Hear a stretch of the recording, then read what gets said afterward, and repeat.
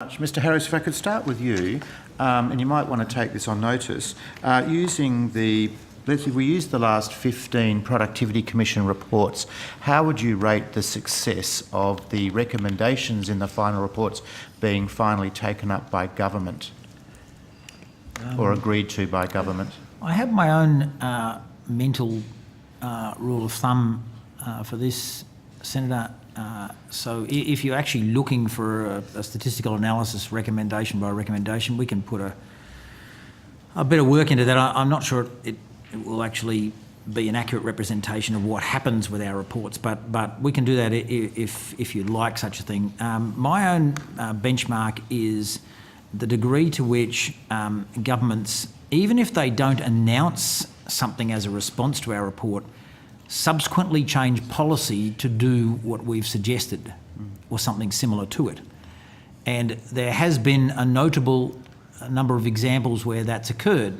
In other words, we don't get a formal response saying we endorse recommendation X, but subsequently bankruptcy laws change.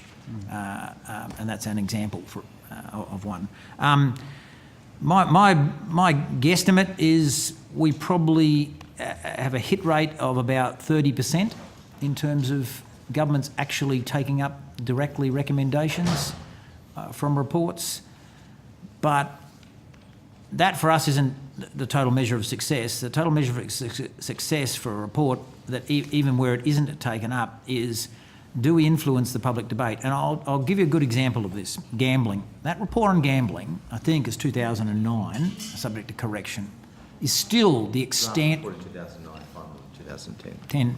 Still the extant document, still quoted today, still downloaded by people. It's still registered in our statistics that people download this report today, even though you can't say that government implemented it.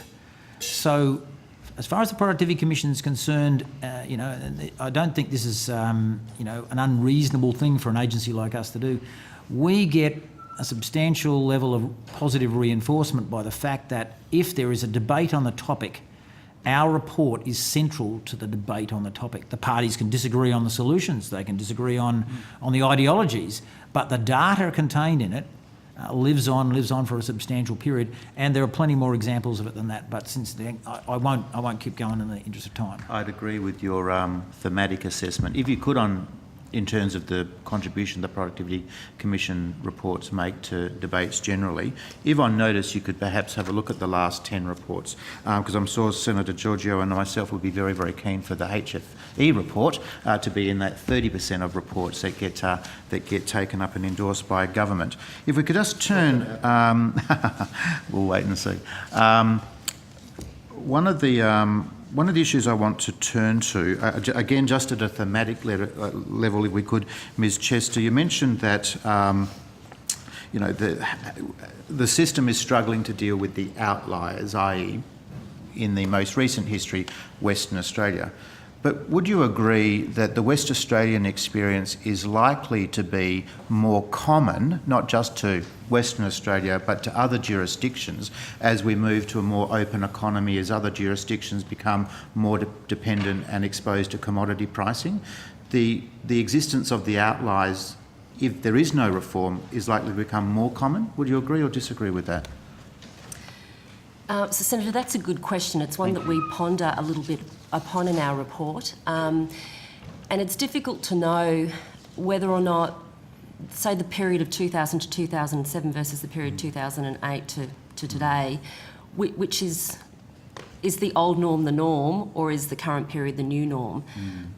What we do know is, based on what the large mining companies and feedback from the WA government, who does a very good job at forecasting their royalties revenues, is that the current outlier state is here for the foreseeable future.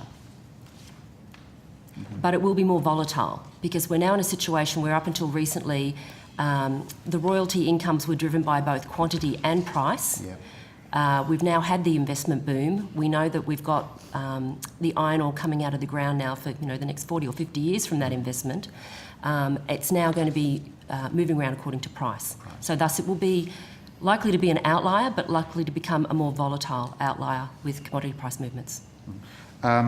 just on that point about the West Australian government being good at being able to predict revenues, that was your most previous statement. Did I hear that correctly? Royalties, yes. Royalties. How would you rate the West Australian government in being able to predict relativities? Because their budget papers do show relativities over the forward estimates. And this is, I think, an important point. If West Australians like Senator Georgie and myself are trying to get a sense of what the next 4, 5, 6 years might look like in terms of our relativity position, how would you rate their success or otherwise in predicting relativities? I think a reading of our report would be that we gave them a high distinction, Senator. I just want to turn then to the issue of the floor. And it was interesting that the floor actually gets quite a lot of discussion in your report, because when the terms of reference were released, I was surprised that there wasn't a specific reference to whether or not floors were virtuous or not, or whether they were a short-term measure. But in your report, you do make the point that there are some unintended consequences with the uses of floors. You talk about, they are subject to I think the comment that really struck me was that prevention is better than cure. But is there a place for floors in the transition arrangement? So I think it's fair to say that you say that floors are not suitable as a mechanism, as a permanent mechanism, but in the transition to a refined regime, is there a place for floors? Could floors, relativity floors, be used as an interim measure? I'll know the answer to that question, Senator, in about 2 months. So we're very eager to hear back from state and territory jurisdictions on what might be the best way to manage the transition path, mindful of the interests of all states, not just one, Senator. So there might be a place for a relativity floor in the transitional arrangements. They're your words, not mine, Senator. I do not know the answer to that question. My question. So, Ms Chester, at the moment, do you think that there could be a place for relativity floors in transitional arrangements when reforming the HFE? If you look at the endpoint that we're trying to get to, Senator, it becomes, if you equalise to less than the highest state, it becomes an automatic stabiliser. That's the endpoint. I can't see clearly how a floor would play a role in getting to that endpoint, but we have an open mind on this and we'll wait and see what we get in submissions. Yeah. The other issue I wanted to explore was the issue around federal-state financial relations and the issue of indigeneity. And you mentioned this in your opening remarks, but it does get touched on in the report as well. Could you just expand on that? So, Senator, the outlier issue with indigeneity is the story on the expenditure side of the HFE equation. I think our thinking there is informed by some earlier work that we've done as well, and indeed it links to the work that we had in the 5-year productivity review, where when you have policy challenges, as we do with overcoming Indigenous disadvantage, making sure that we've got the foundations right in terms of responsibilities for those policy measures and expenditures. Thus, we don't feel... We did get some recommendations from people suggesting that we just take indigeneity out of HFE, and that didn't strike us as an appropriate way forward, but rather looking at it as part of the broader federal financial relations, where we'd get to the issues of appropriate policy settings and spending responsibilities. Because remember, with HFE, if we're affording the money to the states for those structural disadvantages as indigeneity and remoteness are, we then allow full autonomy. So we can't do it within the confines of the HFE inquiry. It's a much more broader federal financial relations issue.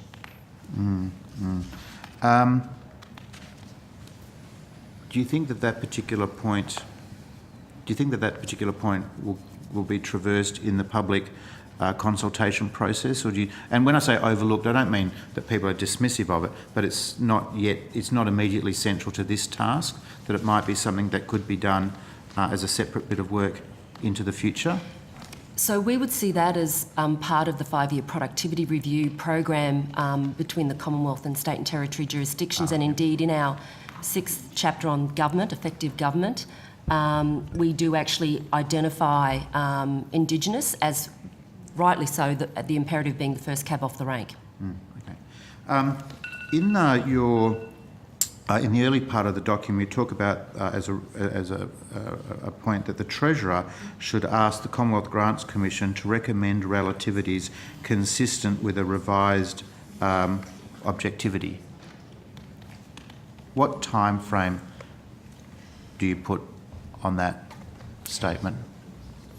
We haven't put any time frame on that statement. That role of the Treasurer in terms of instructing the CGC would be part of the process with the state and territory jurisdictions, and would be the sort of the front end of the transition path, Senator. So I think we'd expect some more detail on timelines in our final report. Right. Just turning then to the transition arrangements, how are you, because different jurisdictions and different interested parties will have different appetites for pace of reform. Do you have a sense at the moment what that reform pathway should look like in terms of timeliness? No, I don't, Senator. That's the wondrous joy of the second phase of this inquiry. So a time frame for reform is likely to be prescribed in the final report? We will do work on the transition path in the final report. Whether it has an explicit and definitive timeline, I don't know the answer to that question yet. We've got some heavy lifting to do between now and then. And then just finally, Mr Harris, the issue around productivity, the most recent report that has received a lot of media attention, how important is this HFE report as a suite of measures to drive productivity gains across the Australian economy? Potentially, this report does dovetail, the HFE final report does dovetail with the 5-year productivity negotiating process that we have in mind, potentially. And the potential lies with states themselves. There is reference in the 5-year productivity review document to revenue sharing arrangements being potentially a consequential element of a negotiating process with the states and territories on implementing a 5-year productivity review. If the states and territories so choose, we've opened up an avenue via which they could raise this matter. And we haven't done it in a prescriptive fashion because the work that's being done in the separate inquiry will enable states and territories to determine whether, if, and you alluded to it earlier, Senator, if the Commonwealth decides that a model out of our final report is attractive, that's not the end of it by any means. That's, again, just the start of it on HFE. The Commonwealth having a decision is almost secondary to whether the states and territories themselves are prepared to see a set of changes here. But we leave open that option in the 5-year productivity review because it may be a confidence-building element of states and territories joining together with the Commonwealth in support of a productivity-oriented agenda. I guess what you could say in summary is we're trying to leave open the possibility of seeing things raised which, whilst on an academic review might struggle to directly show relationships to productivity, are necessarily going to be relevant to the idea that Commonwealth and state may join together in a joint reform agenda that has an attack on something, poor productivity performance, that has a significant impact on medium-term incomes for Australians. In other words, it's an opportunity and it's available.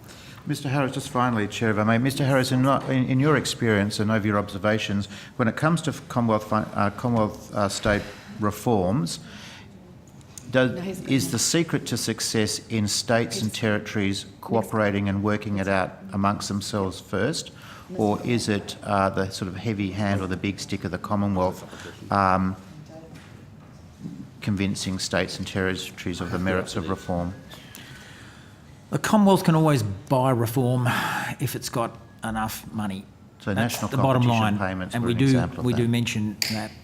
Well, national competition policy payments at least had a sort of a rationale behind them that said states, if certain things happened, would lose significant dividend streams or believe they were at risk of doing so, and thus the Commonwealth offered them some form of compensatory support. But even, I'm not just referring in the generic sense beyond what might be considered the reform decade of the 90s. I'm saying in general, the Commonwealth can do this if it can afford to do so. But we observe in the report that this is an undesirable way of going about achieving reform, because, you know, it's got that sense that says, well, we'll just stand in our dig and refuse to cooperate on something that's in the national interest and, frankly, in every individual's interest, because this is the primary driver of incomes in the medium term, this productivity. We'll just stand on our dig until we're paid enough to cooperate.